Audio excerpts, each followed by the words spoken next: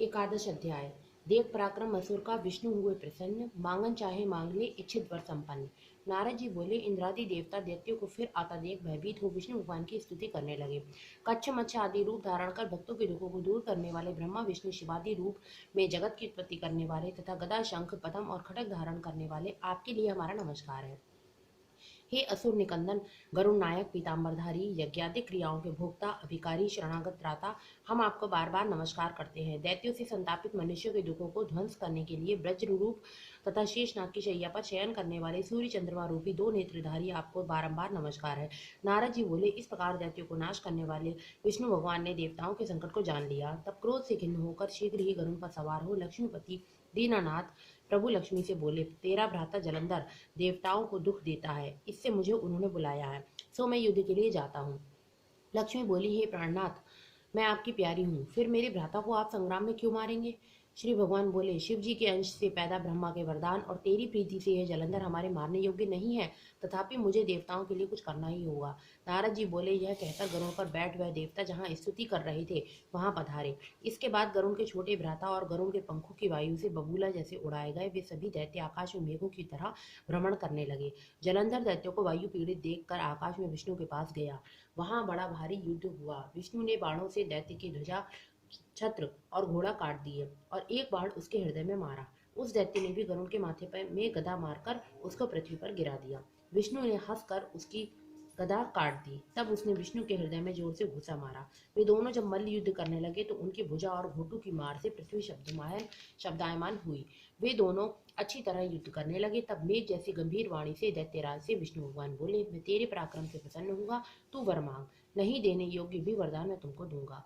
जलंधर बोला, हे भावुक, जो आप प्रसन्न हो तो मेरी बहन लक्ष्मी और अपने गणों सहित मेरे घर में रहो। नारद जी बोले, बहुत अच्छा।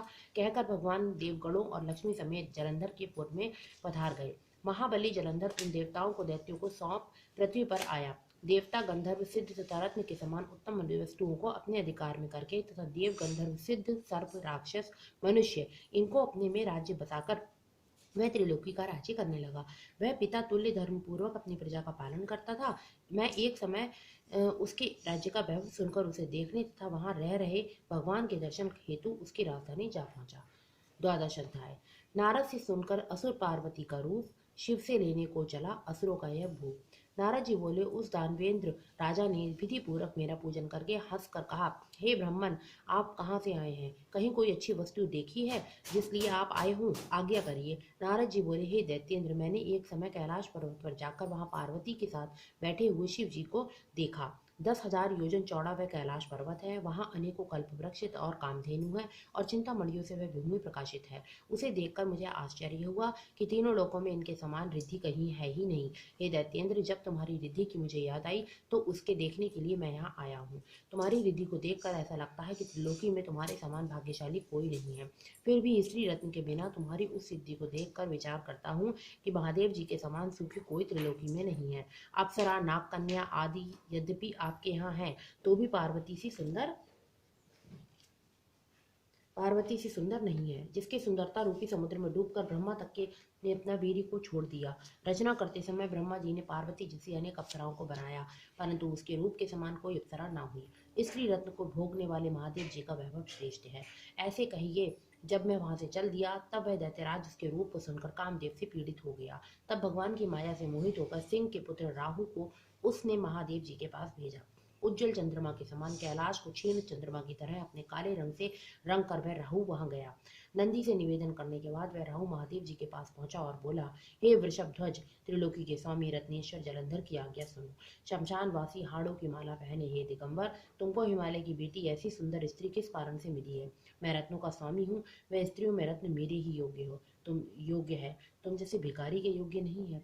नारद जी बोले, राहु के ऐसा कहते ही महादेव जी की भ्रकुटी से भयंकर जैसा एक पुरुष और पैदा हो गया। सिंह के समान जिसका मुख है, लहलहाती हुई जीभ है, नेत्रों में ज्वाला है, ऊपर को केश है, सूखा शरीर है।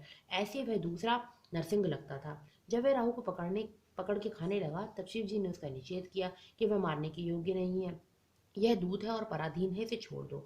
यह वचन सुनकर राहु को आकाश में छोड़ दिया। फिर महादेव जी के उस पुरुष ने प्रार्थना की। पुरुष बोला, मुझको बहुत भूख लगी है, हे देव मैं क्या खाऊं? शिव जी बोले, तू अपने हाथ पैर का मांस खा ले।